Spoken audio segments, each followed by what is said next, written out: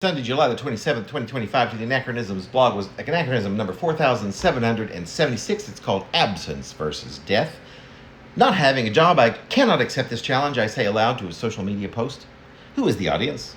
Me, or those who disappear from me, or those with whom I once felt close, who have since left the living, died, passed on. Who's gone? I know that I am. Who is here? I know that I am. Listening to the news as I type, becoming further alienated, but I'd rather be elated, happy optimist that I am, right?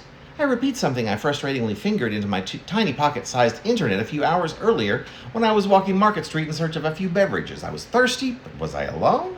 Were these creatures littered upon the sidewalk like me?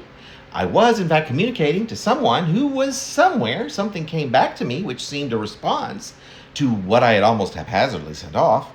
These untethered thoughts cannot integrate. I've experienced disappearance. I've been disappeared.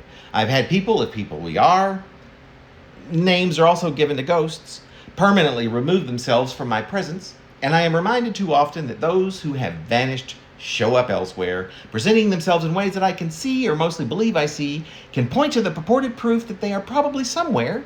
If I look hard again, it seems with memory and logic, if these can be trusted, provide hints that the life of those permanently gone from me are loved, that there is joy and community with them, and that all of this transpires parallel to whatever might be happening here, where I am, with me.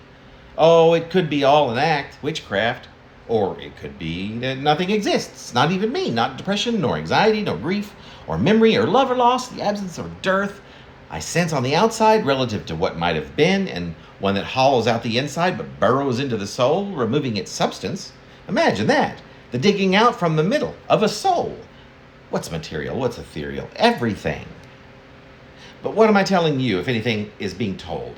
Someone who is here no more, but once probably existed, said it much better. But before she, no longer of this world, yet her words very solidly, materially, and like the cable I've connected to the device upon which I type, are filled with electricity, which is something like life, perhaps in a force that also might remove it, should there be movement, forces, actual words with which to contend.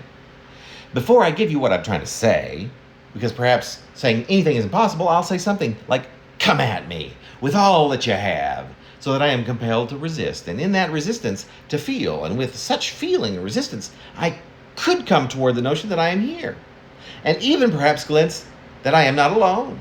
Can you do that for me? And the quote, absence is harder to accept than death. That is Adnan.